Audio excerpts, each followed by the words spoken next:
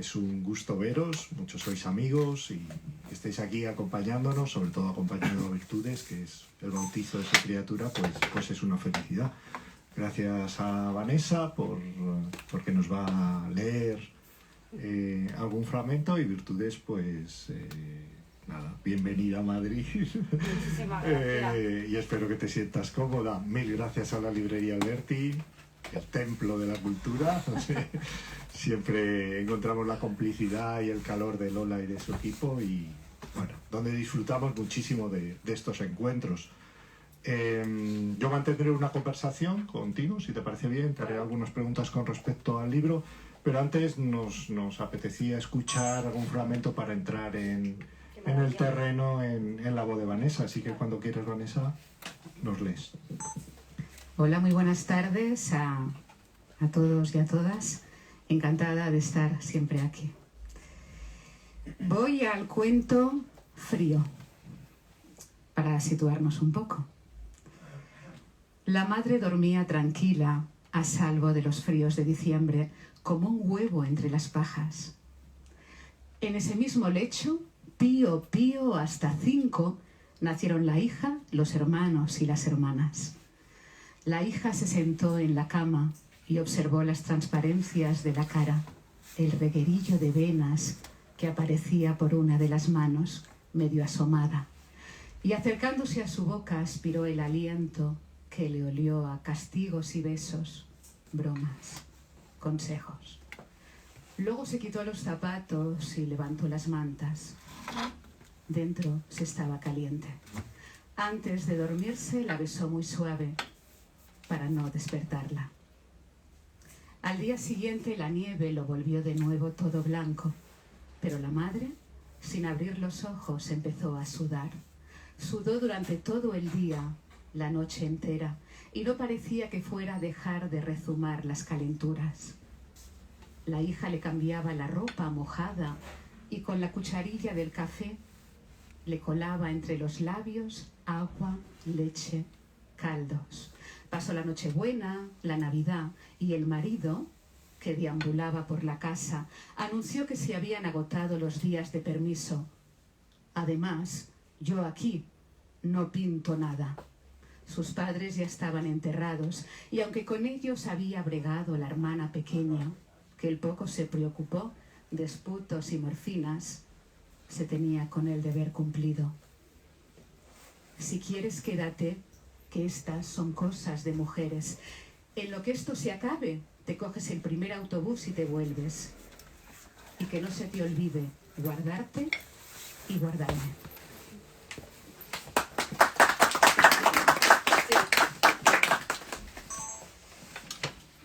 Ahora el cuento Escombreras, que es bastante diferente a este. Tiene ternura y verdad. Dice: ¿ya te vas? Es que es tarde. ¿Qué hora es? Si no es ni de noche. No lo sé, todavía no tengo el reloj. Quédate un rato, nos da tiempo a uno más, la revancha. Que encima has jugado muy guarro. Que no, que me voy, que mañana hago la comunión.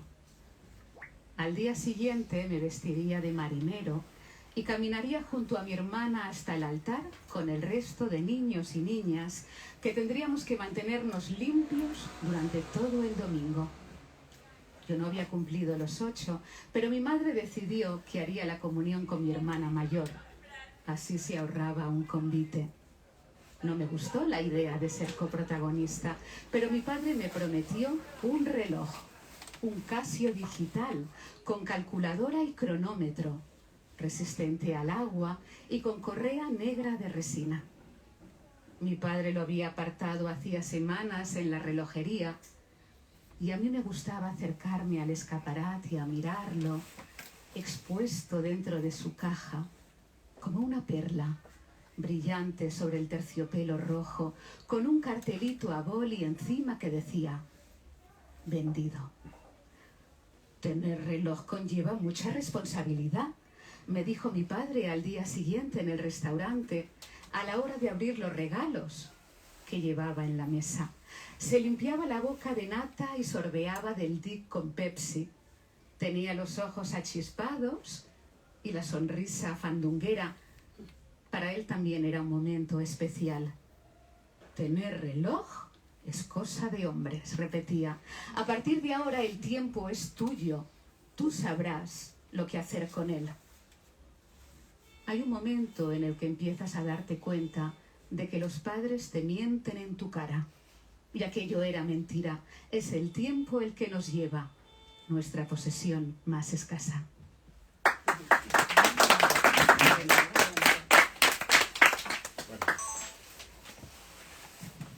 Muchas gracias, Vanessa. Esto nos ha permitido, los que no habéis leído el libro, haceros una mínima idea de lo que podemos encontrarnos. Yo voy a empezar por una pequeñísima pincelada, aunque la mayoría creo que conocéis a Virtudes, pero bueno, no está mal recordar, creo que es autora del también libro de cuentos Pájaros mojados en un cable de luz, del 2022, y el año siguiente, 2023, participaste en el Festival de Torrijos, que yo tuve la suerte de dirigir durante las 2 primeras convocatorias, y formaste parte de una mesa redonda que se titulaba Nuevas visiones del cuento, junto a Valeria Correa Fiz, Eva Manzanares y Vanessa, que también leyó algunos fragmentos, y el maestro de ceremonias, que fue Jesús Feliciano Castrolago, que creo que es amigo también de muchos de nosotros.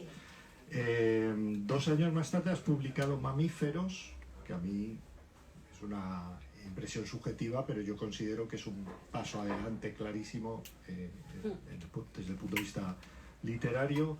Mantienes, creo, algunas señas de identidad y otras las profundizas más, las extiendes más, ¿no?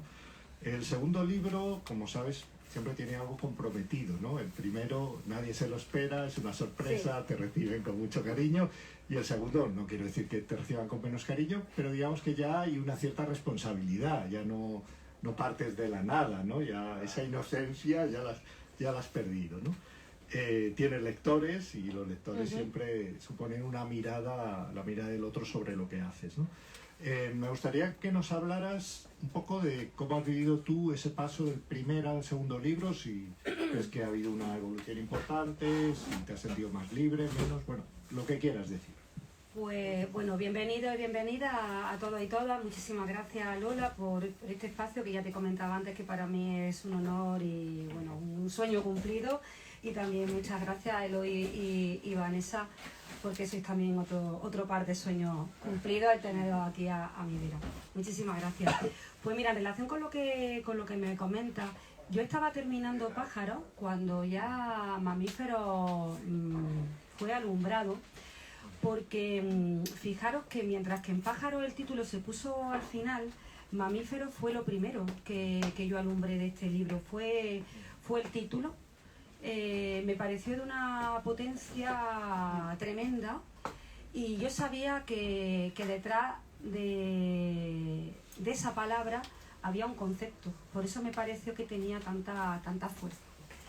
Y me di cuenta además de que ese concepto, sin yo darme cuenta, lo había estado cocinando durante unos 8 años, porque proviene en origen la semilla del momento en el que yo me embarazo de mi hija Lola, que va a cumplir ahora 10 años. Entonces es en ese momento del embarazo, cuando mi cuerpo empieza a transformarse, que yo me sorprendo a mí misma considerándome animal. Y me sorprendió porque creo que nunca me había pensado a mí misma como animal. Me podía definir como mujer, como trabajadora, como esposa, como hija, como amiga, pero como animal creo que nunca me había pensado y me sorprendió muchísimo. Y luego cuando ya la parí y la amamanté, pensé que nunca iba a ser más animal que en ese momento, y tuve un momento quizás de rebajarme mi autoconcepto, ¿no? Y de darme cuenta de que, bueno, con cabras, con cerdos, con vacas, que algunos de estos animales aparecen en Mamíferos, compartimos el mismo reino, que es el reino animal. Y después de esa primera idea, vinieron unas ideas subsiguientes, y una de las más fuertes fue la que me llevó a reflexionar un poco sobre el tema de los instintos.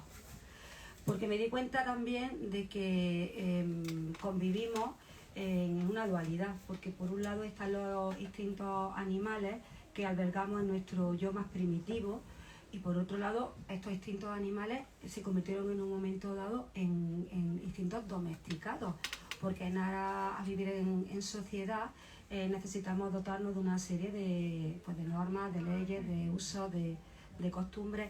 Hay por ahí una teoría de Schopenhauer que habla de que es la teoría del erizo, la cuento muy brevemente, es muy chula. Schopenhauer decía que los seres humanos somos como erizos, que si nos juntamos demasiado nos pinchamos, pero cuando nos separamos tenemos frío, nos necesitamos porque vivimos en sociedad.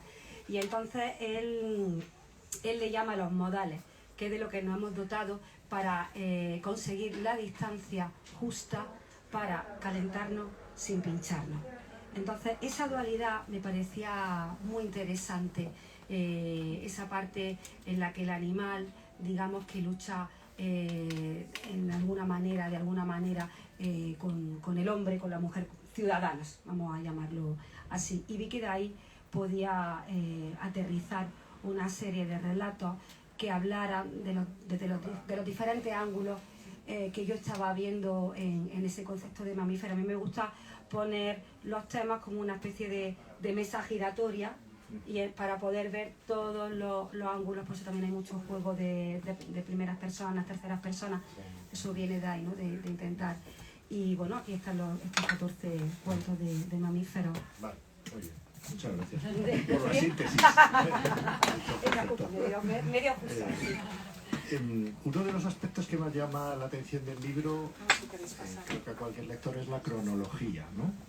Son cuentos que transcurren en una época que a lo mejor no está perfectamente definida, pero que más o menos podemos datar, ¿no? Ahí, en El frío, precisamente, mencionas un año, 1977, en Gallinas hay un calendario de 1973, los taxis son negros y rojos, como los que yo conocí en mi infancia remota, sí. Y funciona con gas. No tanto. Bueno, sí, tanto. En Querida Juan aparece Franco en el televisor y una mención a la movida de los años 80. O sea que la cronología podíamos establecerla en torno, yo diría, antes de la democracia o desde la posguerra hasta la democracia, un poco casi la generación de mis padres, a lo mejor, ¿no? que vivieron la posguerra y luego la democracia y el desarrollismo de los años 60, todavía bajo la dictadura, ¿no? De hecho, el prólogo, que está escrito por el narrador venezolano Rodrigo Blanco Calderón, ¿Sí? Él dice que tú trazas un círculo de tiza donde caben episodios de la guerra civil y el ruido de los coches que recorren la recién inaugurada autopista M40 de Madrid. La casi totalidad de sus historias, de las tuyas, no cruza el umbral del euro y la entrada de España en la Comunidad Europea. Sus personajes usan pesetas, al menos los que las tienen. Quería preguntarte de dónde viene esa predilección por esos años. ¿Es algo elegido, algo que simplemente aparece y te sientes cómoda en esa cronología? A ver, es cierto que muchos de los cuentos están situados temporalmente en esos años, otros no, y sin embargo pareciera que sí, porque me estoy dando cuenta, ya son muchos los lectores y lectoras que está teniendo Mamíferos, y me doy cuenta de que es una impresión generalizada, pero si nos pusiéramos a mirar uno por uno, en realidad serían casi que la mitad, ¿eh? Lo que pasa que sí, pero es cierto que la impresión que generan los que no tienen el detalle concreto del tiempo, muchos de ellos no están en esa década y algunos podrían estar pasando prácticamente hoy mismo. Pero no sé por qué, es verdad que no tiene importancia ninguna, me parece fenomenal. Pero en relación con los que sí está muy subrayado, ¿no? Ese espacio-tiempo, pues mira, Landero hablaba en uno de sus libros de los hechos fundacionales, y a mí es un concepto que me inspiró mucho, más que inspirarme, me alumbró mucho. Y es verdad que la infancia, la mía, hablo de la mía, una época en la que por lo novedoso de todo lo que te sucede, porque es la primera vez que te suceden todas las cosas, te deja una honda huella. Entonces, yo soy hija única, yo me aburría mucho.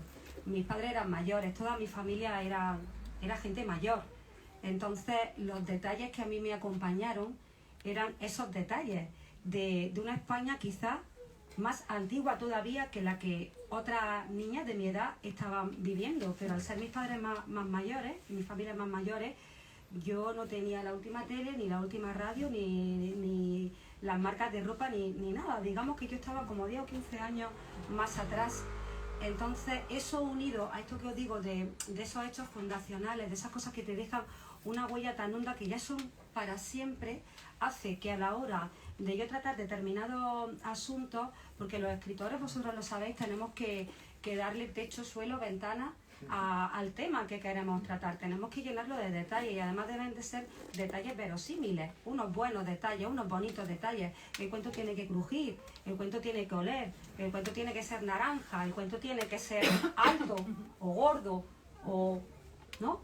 Entonces, el paisanaje, digamos, los personajes yo los coloco en ese tipo de paisaje porque para mí es un paisaje conocido, aparte de que también considero que es un espacio temporal muy interesante, porque antes comentábamos un poquito, es esa España que cambia, ¿no? Esa España que entra en la democracia. Hablabas tú antes de la época del desarrollismo, efectivamente en el cuento Escombreras, un cuento que habla de una serie de temas, y uno de los temas que trata, estamos viendo completamente una estampa de lo que fueron la realidad de muchísimas ciudades grandes, que se hicieron grandes pues, precisamente gracias a toda la gente que emigró y entonces se colocaban los edificios sin más nada alrededor. Entonces creo que efectivamente me siento cómoda, efectivamente creo que es un paisaje lleno de detalles que sí que conozco porque lo he vivido, y luego creo que cuentan la historia de los españoles y de las españolas en un momento que fue muy determinante para explicar muchas cosas de las que hoy somos. Muy bien. Otro aspecto que llama la atención es la vinculación de tu literatura con lo popular, vamos a llamarlo así, sí, en un sentido amplio, ¿no? bien, Son sí. cuentos que tienen sus raíces, son cuentos con mucho olor de guiso de cocina, tienen esa cosa un poco almodovariana de cuando Almodóvar mira lo popular, ¿no? A mí en algunos momentos me ha recordado narradores como Ignacio Aldecoa, que no, Sí, sé si está en tu santoral o no, Sí, luego nos sí. dices. Está. O sea, frente a una literatura más abstracta o más exótica, que ocurre en lugares a veces sin nombrar o a veces destinos como muy lejanos, tú reivindicas un poco Totalmente. lo que ocurre aquí ahora, ¿no? Ese costado popular de la narrativa. Esto se ve, por ejemplo, en los personajes, ¿no? Tus personajes aparecen obreros, aparecen pícaros, amas de casa, proletarios, gente de clase humilde, de campo, que creo que no es una vertiente en general poco trabajada en la narrativa española, que parece que tiende a centrarse más, no sé, en gente que trabaja como traductores de la Unión Europea o llevan trajes caros y tienen como mucho glamour, ¿no? Tú vas por otro lado. A mí no me gusta la palabra perdedores, tiendo a evitarla porque bueno, me parece que empobrece, pero sí digamos que tus personajes, si no queremos llamarlos perdedores, sí pertenecen a una clase social tirando a baja en general, ¿no? Son personajes algunos rotos, que han pasado por muchas fatigas, por dificultades, que yo creo que tú construyes con enorme respeto y delicadeza, ¿no? Eso es algo digno de señalar. Hay un momento, por citar dos líneas de tu libro, en el que hablas de un matrimonio de toda la vida y los amigos le dicen al marido: a pico y pala llevas la vida entera, Vicente, le decían los amigos. ¿Y qué voy a hacer? Pues dejarla, hombre, dejarla. ¿Y cómo voy a dejarla ahora que ya casi la quiero, ¿no? Es una frase maravillosa. Entonces me gustaría que nos contaras algo sobre esa vinculación con esa tipología popular que hay en los cuentos. Pues mira, yo siempre digo que probablemente empecé a escribir por lo mucho que me gusta el ser humano. Me encanta. Me encanta nuestra complejidad, me encanta reconocer nuestros éxitos, reconocer también nuestros fracasos, lo vulnerables que podemos llegar a ser. Y todo eso, el éxito, el fracaso, la vulnerabilidad, todo en una misma persona en cuestión de horas en un mismo día. Me gusta tratar los temas que suceden en lo doméstico. Efectivamente, mis historias no suceden en la ONU, por ejemplo, es verdad. Mis historias suceden en los dormitorios, en las salitas, en las cocinas, porque los seres humanos, yo pienso que los seres humanos, los de verdad, los que estamos aquí, las grandes pasiones, que es lo que nos mueve, porque no olvidemos que las pasiones son los que nos hacen avanzar y actuar en uno o en otro sentido. Esas grandes pasiones, las de verdad, las que nos importan, donde suceden son, como digo, dentro del espacio del hogar, tanto las buenas como las malas, porque dentro del hogar convivimos con nuestros seres más queridos. Y son los seres más queridos, nuestras parejas, nuestros hijos, nuestras hijas, nuestras madres, nuestros padres, los únicos capaces de hacer aflorar esas pasiones verdaderamente, porque en el trabajo también podemos tener muchas emociones, pero no es nuestra madre, no es nuestra hija, ¿no? Al final, las cosas verdaderamente importantes creo que pasan en el ámbito de lo doméstico, y creo que, o yo al menos intento, creo que, bueno, que al elegir este tipo de personajes pretendo conseguir una cierta universalidad en el tratamiento de los temas, porque creo que estos temas son bastante universales, y aunque es verdad que suelen ser personajes muy fronterizos, bueno, porque hay que buscar también ese desgarro, ¿no?, poético y en el tratamiento del tema, pero creo que no están tan alejados esos personajes de todos nosotros y nosotras. El otro día me decía, antes de ayer, una chica en un club de lectura, que todo el mundo encontraba su cuento en mis relatos, o en Pájaros, en Mamíferos, todo el mundo tenía su cuento, porque es verdad que un hombre concreto es asombrosamente parecido a otro hombre concreto.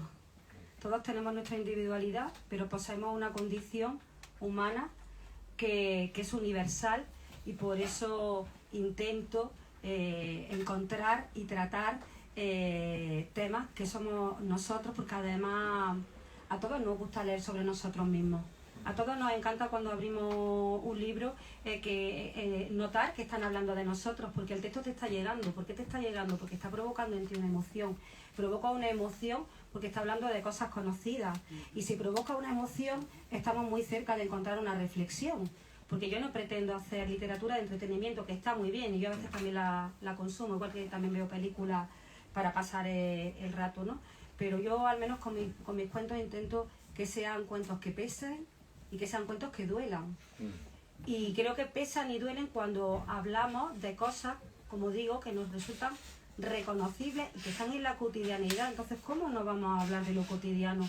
¿Cómo no vamos a hablar de ese dormitorio, de esa casa? Estoy inventando, esto no aparece en ninguno de los cuentos. Sí, pero, por ejemplo, un dormitorio, de esto tengo yo que escribir, porque todavía no lo he escrito, a la novela.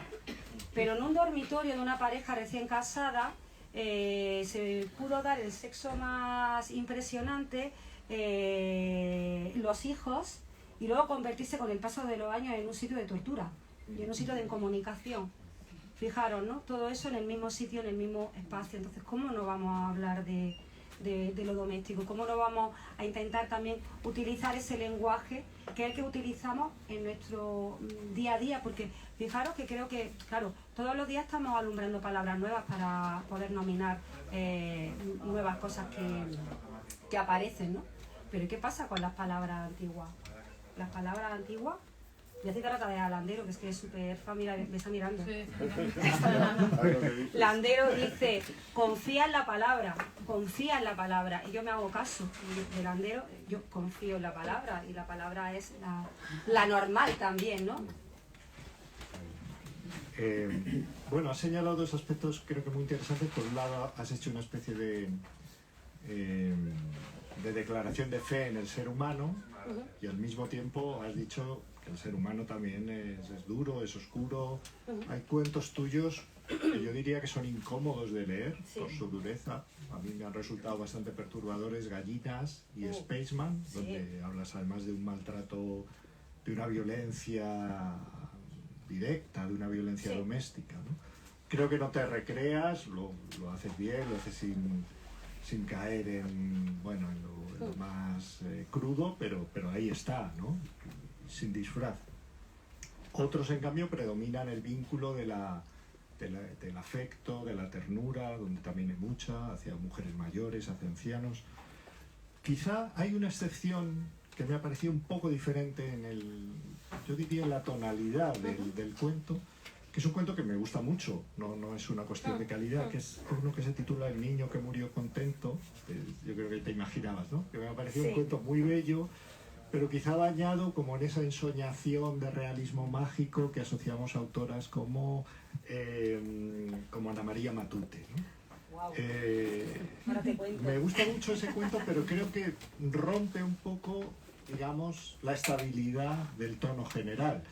Y mi pregunta es si eres consciente de ello, que me imagino que sí, y luego si lo has utilizado como contraste precisamente, como de fábula, casi de cuento de hadas, frente a otros que son de un realismo mucho más hiriente. ¿Cómo se nota lo que sabe Eloy? Claro, recomiendo Herido Leve, 30 años de memoria lectora, porque es que sí. Pues es que claro, es que El niño que murió contento, os cuento que yo me pasé un verano entero estudiando Los niños tontos de Ana María Matute. Porque yo leí ese libro y me rompió la cintura completamente a nivel de técnica. O sea, me pareció de una belleza y de una potencia. Y entonces estuve estudiando el libro en sí, más todo lo que había alrededor de ese libro, ¿no? De ensayo, de tesina. Y decidí que yo tenía que hacer algo así, o que por lo menos iba a intentarlo, claro. Entonces tenía un tema dentro de mi cabeza, uno de esos cuentos que yo quería hacer colgar del tema mamífero. El niño que murió contento, sin haceros spoilers, trata de esa carrera en pos de la adultez a la que sometemos, entre comillas, a nuestros hijos e hijas, porque tenemos un miedo atávico a quedar fuera de la manada, porque fuera de la manada hace mucho frío. Hoy podríamos decir, utilizando un lenguaje más urbano, a ser expulsados de la autopista de la vida y tener que deambular por la cuneta, porque por la cuneta no se transita, por la cuneta se deambula y está sucia.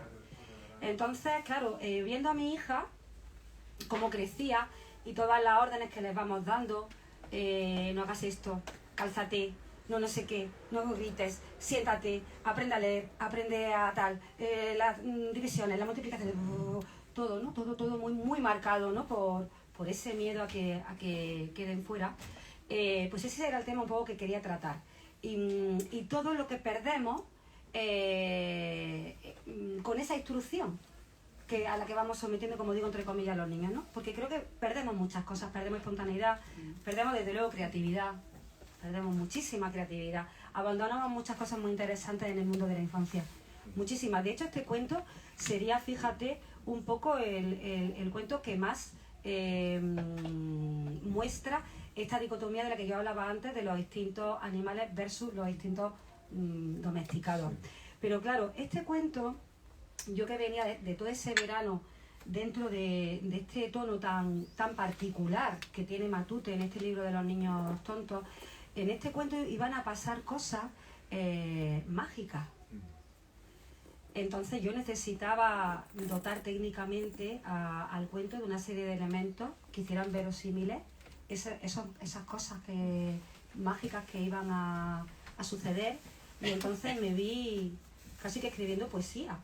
Y me sorprendí mucho a mí misma porque yo no me había visto nunca en un registro tan lírico, pero ya desde el primer párrafo, porque yo necesito encontrar la primera frase. La primera frase es lo que a mí me enfoca ya el tono del relato. Cuando doy con la primera frase, ya sé que ya tengo el registro que quiero utilizar. Cuando encontré esa primera frase, ese primer párrafo, ya sabía que iba a tener pues un tono efectivamente poético, porque era necesario para conseguir esa ensoñación, ¿no? Y llevar al lector a un mundo de cuento clásico en el que casi todo es posible, porque nos movemos en un plano bastante onírico, y además ese plano onírico hace a las veces también su función simbólica, porque es también un cuento bastante alegórico. y fue diferente y fue como un reto personal y creía que encajaba, no por el tono, porque es verdad que rompe la uniformidad, pero sí en cuanto al tema y el tratamiento del tema, y pensé que bueno, que en la literatura cabe todo y que bueno, que ¿por qué no? Sí, también por contraste, ¿no? A veces esos cuentos que rompen y descolocan son buenos. Bueno, Ana María Matute es una de las debilidades de Vanessa, precisamente. Dejando de lado este cuento, creo que el resto de mamíferos sí mantiene mantienes un tono, cada relato es distinto, pero creo que sí mantienes esa unidad, ¿no? Tú has dicho que cada uno tenemos nuestros cuentos. Yo te voy a decir cuáles son los míos, si me das permiso. Claro. Son dos. Todos los cuentos están muy bien, pero yo siento debilidad por estos dos. El primero es Pretérito Perfecto Simple, que es un cuento que no tiene argumento, cosa que a mí ya me encanta. Y trata de un grupo de mujeres mayores que se reúnen en un banco, que son viudas, que han sobrevivido a 1000 batallas, domésticas y no domésticas, pertenecientes a esa generación de mujeres que se sacrificaron con las familias, dejaron sus vidas para sacar a los hijos adelante, sus casas adelante, y al final pues llega el final de su vida con pensiones de viudedad normalmente mínimas, y creo que es un grupo social en el que generalmente la literatura no ha reparado, ¿no? Yo te decía antes que hay una novela gráfica de Ana Peñas que se titula Estamos todas bien, que creo que puede tener cierta concomitancia con lo que tú haces, pero en general no es un grupo que parezca glamuroso o poético para tratar, y sin embargo tú lo tratas muy bien, con humor, con respeto, con poesía. Me gustaría que nos contaras algo de este cuento o de esa generación de mujeres sobre la que se nota que tú tienes una mirada muy cariñosa, diría yo. Pues mira, ese cuento es uno de mis preferidos y fue un cuento parido. Yo, como todos los escritores y escritoras, me imagino, tengo cuentos que han sido muy elaborados, que ha costado mucho trabajo sacarlos, ponerle los forces, y hay otros que sale tal cual. Proviene de un cuento anterior que estaba escrito para pájaros, no era exactamente lo mismo, era una idea que no llegó a cuajar, pero ahí había una semilla o un ovillo, ¿no?, que yo quería tirar de esa cuerdecita, porque me parece que había algo interesante que contar. Es verdad que tiene mucho de nuevo de autobiográfico, porque como he dicho antes, me he rodeado de personas de mayores y les tengo muchísimo respeto. Me parece que efectivamente los tiempos que corren cada vez echamos menos cuenta y cada vez están menos consideradas.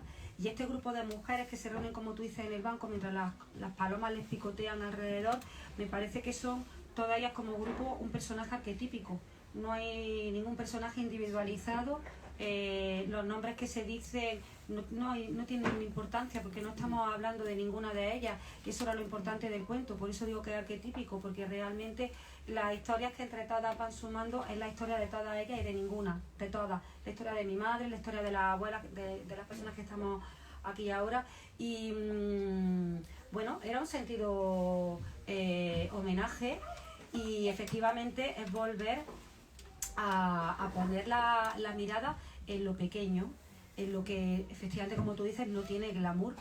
Sobre estas mujeres seguramente no vendrá Hollywood a hacer una película, ni las veremos a estas señoras de 80 años desfilar con los andadores por la alfombra roja de ningún festival de cine, probablemente. Pero es que esos personajes son los personajes reales que a nosotros nos alumbraron y que a nosotros nos cuidaron.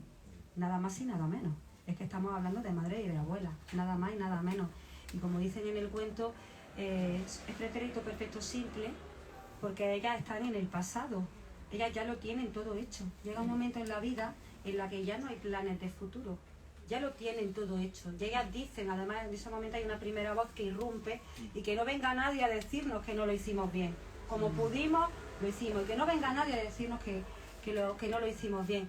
Y al final hay un juego con el tema de las conjugaciones verbales, porque acaba el cuento diciendo que todas ellas, ¿no?, desaparecen en sus primeros B, en sus terceros A, ¿no?, con sus carritos y con sus bastones, en un perfecto presente continuo. por contraposición a ese pretérito perfecto simple, porque efectivamente ya lo tienen todo hecho y viven la vida de estas personas mayores, de la mayoría, es un constante. Es un día con otro, es un día con otro, ya no hay nadie a quien criar, ya no hay cosas que hacer, ¿no? Ya lo justo, y me parece que es de una importancia y que hay que verse ahí, ¿eh? Que todos con suerte en principio llegaremos, ¿no? A lo mejor no vamos a ser el mismo tipo de abuela, pero que es un espacio-tiempo que me parece que merece, por supuesto, como todo, su espacio también en un cuento al menos. Y yo quise, bueno, aportar el mío.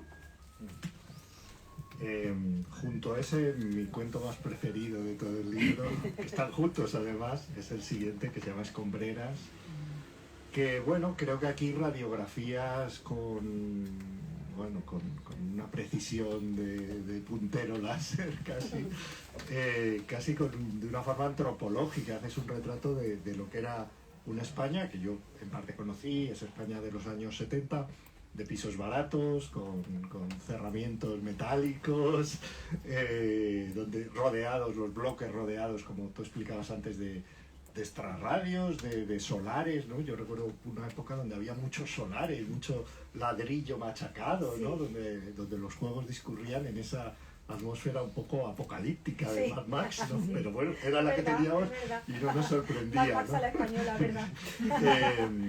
Y además eran momentos malos para ser un niño con un reloj nuevo de primera comunión, porque claro, con el Casio, ¿no? Que Vanessa ha leído un fragmento de él. Y hay una descripción que a mí me encanta, si me permitís leerla, no voy a leer tan bien como Vanessa, pero bueno, lo voy a intentar. Cuando tú dices, los hijos, esas primeras generaciones de madrileños que ceceaban o seseaban o cantaban las frases dejándolas caer hacia el final, se criaron en los pueblos aledaños a la urbe, pueblos que más tarde se anexaron como barrios a la capital. Las piernas y los brazos de esos niños se estiraban a base de bocadillos de salchichón entre los escombros que rodeaban los pisitos, porque entonces alrededor de las viviendas no había asfalto, ni parques, ni árboles, ni aceras, solo los montañosos despojos que dejaban las construcciones que conquistaban ladrillo a ladrillo cada solar. Y luego me encanta la frase con la que lo cierras, que espero no hacer spoiler, pero esa frase en la que hablas de que un tigre siempre es el primer tigre sobre la tierra. Esa frase, me quito el sombrero. Entonces, no tengo nada que preguntarte, simplemente sí tengo, pero bueno, no es una pregunta concreta, sino si nos quieres contar algo de cómo surge este cuento y cómo fue su redacción. Pues he comentado antes, lo siento José, tengo que mencionarte, no pasa nada, que ahí está el justo del cuento, está ahí sentado mi marido, y entonces, claro, nosotros venimos ahora de Vicálvaro, para venir aquí al Alberti hemos venido desde Vicálvaro, y entonces yo llevo pues todos los años que llevamos juntos viniendo aquí a Madrid, a casa de mi suegra, y entonces, claro, José me lleva todos estos años contando historias, pues sueltas, ¿no? De Julio el Gitano, de los almendrucos, de los focos, de la cementera, de tal, de esto, del otro. Entonces han sido años y años y años escuchando todas esas anécdotas. Y Julio el Gitano, en un momento determinado, cuando yo estoy con el tema de mamíferos, viendo cuáles van a ser esos cuentos que expliquen ese concepto, de repente Julio el Gitano no pidió permiso, porque Julio el Gitano nunca hubiera pedido permiso. Julio el Gitano apareció con su torerilla y su piel aceitunada y sus 7, 8 añillos, y me parece que es el personaje más mamífero de todo el libro, y que mejor recoge lo de los distintos animales que hablábamos antes, y por eso esa última frase, porque es verdad que el resto de especies del reino animal no poseen el raciocinio que tenemos nosotros. Entonces, cuando nace un tigre, no sabe ni siquiera que es un tigre. No sabe, no tiene esa autoconciencia, o pensamos que no sabemos, ¿no? Pero en principio el consenso al que hemos llegado los seres humanos es que estos animales no poseen esa capacidad, ¿no? de conciencia y de autodeterminación.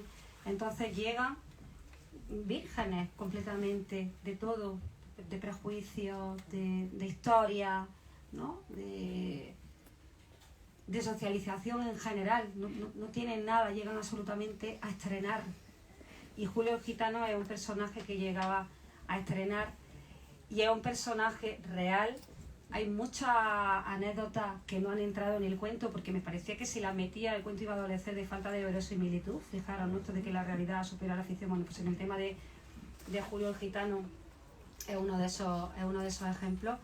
Julio me servía para contraponer muchísimas cosas, porque es un personaje fronterizo, pero fronterizo no solo por el tema socioeconómico, sino también por el puro tema geográfico, porque vivía en la primera de las chabolas con la que se inauguraba el poblado chabolista de Los Focos, donde se vendía droga. Acordaros de aquella época de los 80, ¿no? La cantidad de poblados chabolistas que había. Me servía también para hablar de, como digo, porque ambos personajes ilustran perfectamente. Julio Gitano ilustra el instinto doméstico, el animalillo que olisquea el aire para ver dónde están poniendo leche, dónde están haciendo la comida para ir a pedirla, y justo es el niño que está en el otro lado y que va bien vestido, que tiene su bocadillo de salchichón todos los días, que tiene un padre, que tiene una madre, que tiene unas ventanas con persianas, porque Julio vivía en una chabola y no tenía persianas, le entraba siempre la luz de la luna. También tiene lo suyo bonito. Por eso digo que sí, también perdemos cosas. Dime. No, te iba a decir que a mí me gusta mucho, el personaje tiene muchísima fuerza, pero la nobleza con la que tú lo miras, porque claro, tenemos al personaje de un gitanillo que le pide prestado el reloj nuevo Casio, que el reloj, entre comillas, el reloj desaparece no sé cuántos días, y claro, bueno, por prejuicios, entendemos que ese personaje, bueno, se la va a jugar. Y sin embargo, tú le das la vuelta, lo giras muy bien y luego haces transcurrir el reloj y vemos qué ha pasado en el futuro. Y hay mucha verdad en ese personaje, me gusta mucho. Sobre todo más que en el personaje, que el personaje no es nada, es la manera en que tú miras al personaje, ¿no? Porque a mí me gusta, intento tratar a los personajes siempre por un lado con pasión y por otro lado con compasión, en el buen sentido, porque la palabra compasión puede tener también lecturas diferentes, pero me gusta tratarlo de esa manera, un poco por lo que decía antes, ¿no? Que somos muy complejos, entonces si queremos crear personajes que sean creíbles, los personajes tienen que tener una profundidad a nivel psicológico, y eso significa que tienen que tener sus cosas buenas y sus cosas malas, como todos, ¿no? Porque nosotros nos podemos por la mañana hacer un buenísimo acto y por la tarde hacer algo bastante reprobable. Así somos de puñeteros los seres humanos. Entonces, creo que el tratar con compasión le da fuerza, lleva a los personajes a hacer determinado tipo de cosas, pero el mirarlos con compasión es también tenerlos en cuenta como personajes reales, porque al fin y al cabo estamos intentando que esos personajes de cara al lector o a la lectora sean lo más reales posible, porque como decía antes, lo que queremos es encontrarnos a nosotros mismos.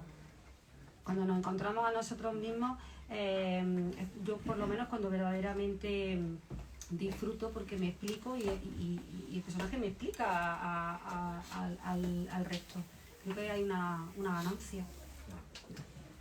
Muy bien. Yo te voy a hacer la última pregunta porque luego creo que Vanessa te hará una y terminará leyendo un fragmento.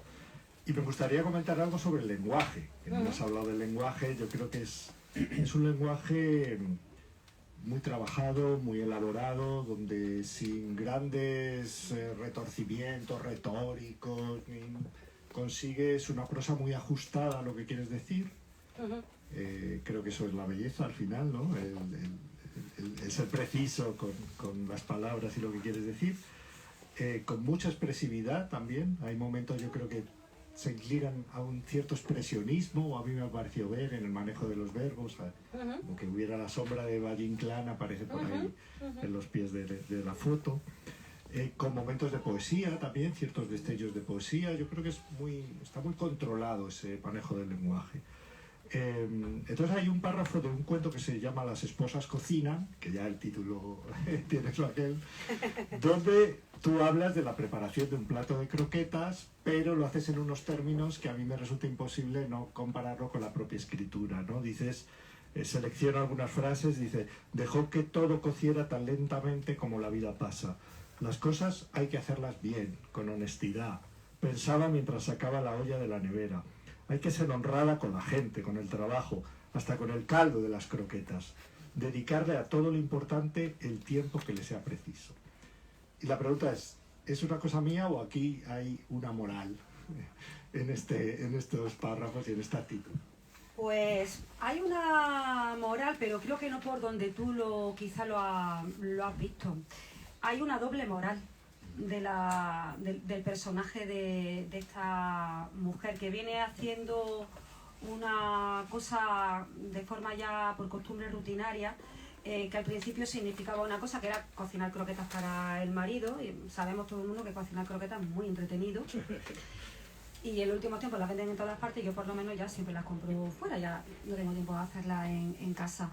Entonces me parecía un poco cargue el coger algo muy doméstico, ¿no? Y que, bueno, utilizarlo con un sentido simbólico. Entonces, efectivamente, esta mujer, con estas frases que tú has leído, lo que yo quería poner de manifiesto es que ella se tiene por una persona muy honesta, que trabaja desde la verdad y que trabaja en principio desde la sinceridad, y efectivamente siempre se ha comportado así, siempre. Y por eso dice que la enseñaron su madre y su abuela, y que con la cocina, como con el resto de cosas de la vida, hay que ser honesta. Yo eso lo pienso también, ¿eh? Yo eso lo pienso también. Luego lo que pasa es que pasará algo en el cuento, porque esta mujer ya está aburrida de hacer las croquetas, y entonces aparecerá la doble moral que también en muchos casos tenemos, ¿no? El ser humano. Y habla un poco de cómo nos contamos a nosotros mismos mentiras. Y pensamos que efectivamente nos comportamos de esa manera que nos pareció en su momento que era la correcta, y luego nos hacemos trampas al solitario. Pero ese elogio del trabajo bien hecho, ¿te identificas? Dejar que las cosas posen, me refiero literariamente. Sí, porque además, bueno, yo soy muy cocinilla y yo escribo en la cocina. Yo escribo en la cocina, entonces para mí tiene mucho que ver el cocinar con el escribir, porque me parece que es un acto de creación y totalmente de creatividad, y también es un acto de entrega a los demás, porque tanto la escritura como la comida se le ofrece, ¿no? Se cocinan ambas cosas y se lo ofrecen a los demás para que los demás lo degusten. Y me gusta que me pregunte esto, porque con mamíferos, bueno, yo he sido siempre muy lectora y le he tenido mucho respeto siempre a la literatura, porque me ha enseñado tanto. Me parece algo que es tan importante. Me parece que voy a decir a todos los que estáis aquí. No, me da gusto oírlo. Es algo tan maravilloso, es algo tan mágico que tenemos, wow, aquí, ¿no? Al alcance de los dedos. Le tengo un respeto tremendo. Y en mamíferos, yo me sentía, te decía el otro día, digo, estoy más cuajada como escritora. Mi voz ya es más clara, ya en pájaros, bien, pero iba buscando un poco el camino, pero en mamíferos creo que lo encontré. Y yo también, a mí misma me vi más fuerte, y también me liberé un poco de mis propias ataduras, me sacudí un poco las pulgas, y decidí que en esta ocasión el trabajo estético iba a ser muy importante. Como dijo Neumann en mi presentación de Granada, hay un trabajo en lo horizontal y en lo vertical. Los cuentos pesan porque hay un trabajo a nivel intelectual profundo, yo creo, pero hay también un gran trabajo a nivel horizontal, y ha sido un trabajo muy consciente, he sido muy exigente con la calidad de cada uno de los fragmentos, han sido muy revisados. Ha sido un trabajo también, desde mi punto de vista como escritora, de ver qué podía ofrecerme la palabra, qué intenciones podía yo depositar en ella, qué podía encontrarme, qué podía darme, cuáles eran los obstáculos, cómo podía retorcerla. Y Aldecoa me ayudó mucho, porque aldecoa convierte en verbos sustantivos. Y entonces me dije, pues sí, me voy a inventar palabras que no existen en la RAE. En el primer libro era como, ay, no está en la RAE, ¿no? Ay, pero es mi primer libro, van a pensar que no sé escribir bien. No, en el segundo dices, mira, me da igual, ¿no? He tirado también, me he creído un poco esto de, soy escritora, entonces puedo hacer lo que yo quiero, luego gustará más, gustará menos. Entonces, como os digo, a nivel estético ha sido todo un viaje. Todo un viaje el que he hecho de mano de la palabra, y vuelvo a decir, Landero, confía en la palabra. Yo confío, Luis. No, confío. Muy bien. Vanessa, ¿qué Sí. Eres muy valiente y muy de verdad, como tu libro.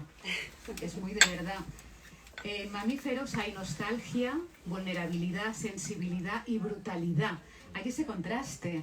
Me encanta además la palabra es brutal, que es una expresión que decimos mucho y realmente yo cuando la empecé a leer ya la portada digo, es brutal. Dices, qué maravilla, ¿no?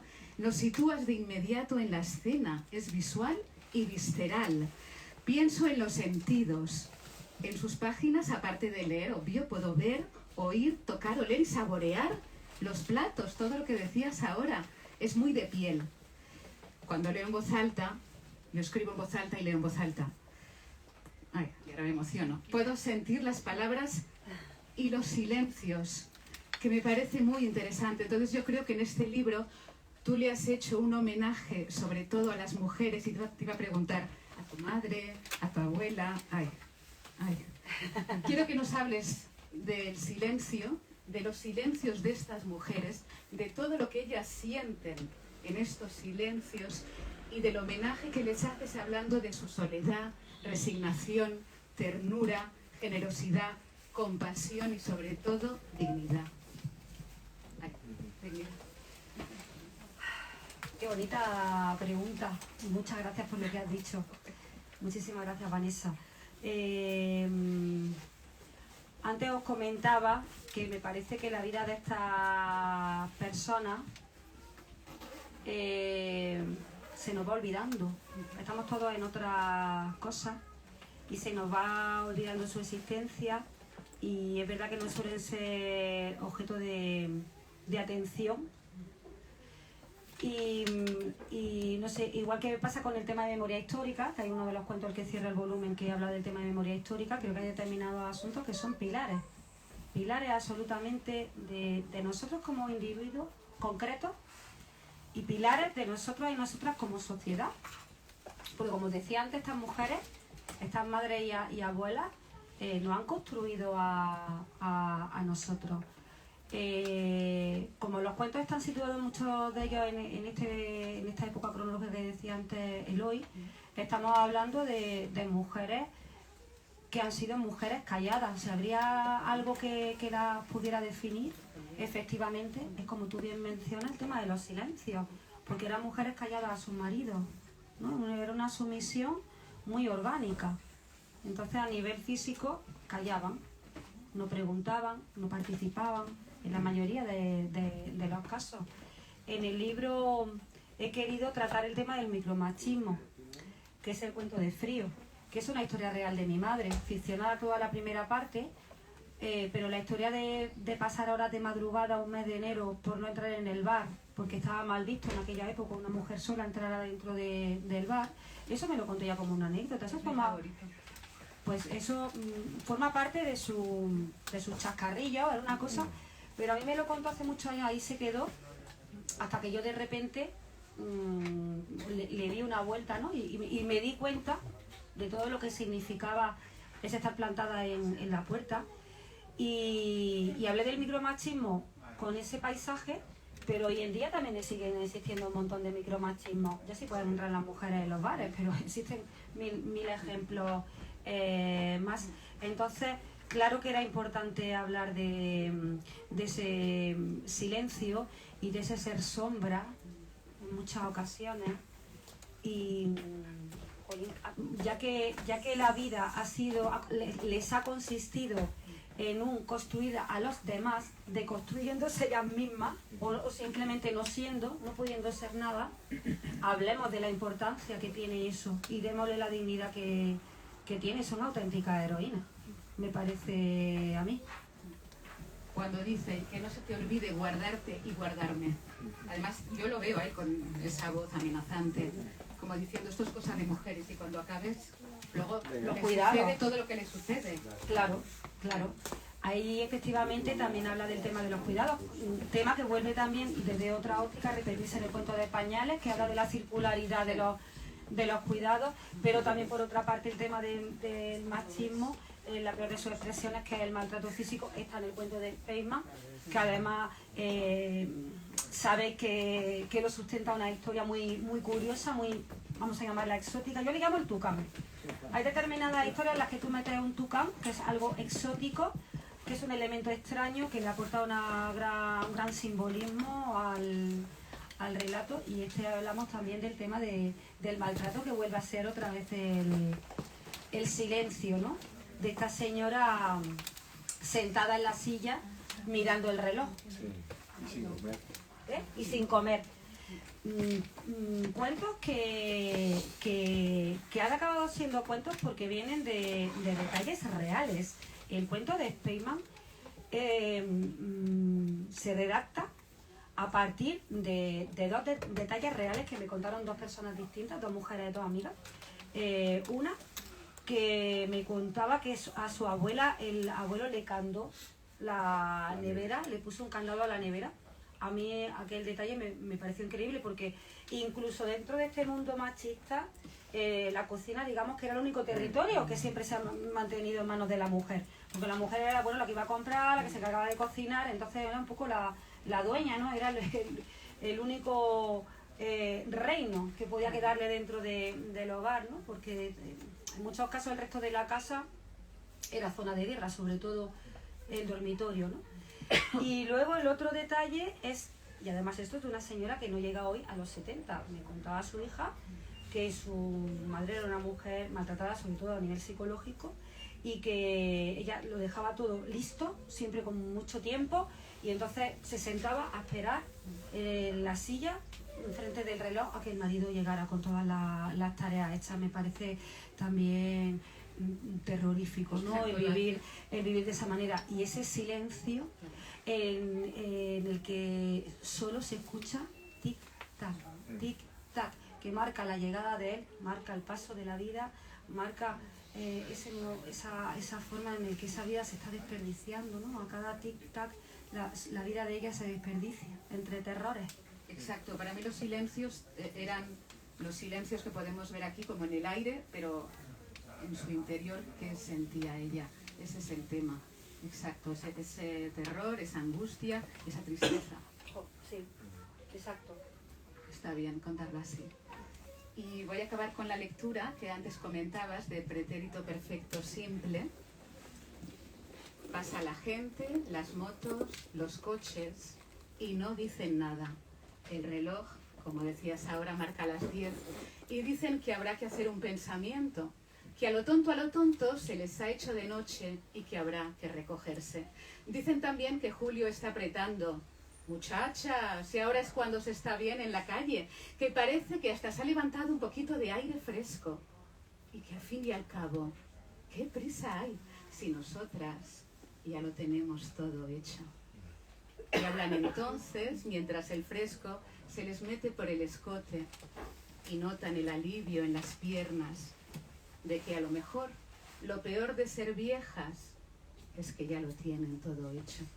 Que todo lo que hubo que hacer se hizo, que criaron los hijos y les salieron medio buenos, y cuidaron de los maridos, de tenerles la ropa y la honra limpia, de atenderlos en sus caprichos y en el cáncer y en la cama, pero que a los maridos íbamos a dejarlos para otra tarde. Y limpiaron los muebles y los suelos, y plancharon, y acarrearon las bolsas del Dani llenas de huevos y de carne y de pescado, y las subieron todos los días, 1 o 2 o 3 tramos de escaleras, las asas de plástico de la bolsa verde clavadas en las manos blancas, la circulación cortada, y que siempre se olvidaba algo, y se tenían que volver al Dani, el guiso a medias, el marido, por llegar. Y acabo con el último fragmento de este cuento, porque siempre me gusta cerrar con algo poético hay mucha poesía, dureza y poesía, y se van sin besarse, y las palomas se dispersan, y en los bajos C o los terceros A desaparecen los bastones, los andadores, las bolsas de la farmacia y los tobillos hinchados. Hasta mañana, hasta mañana, hasta mañana, si Dios quiere, como todos los días, en un perfecto presente infinito.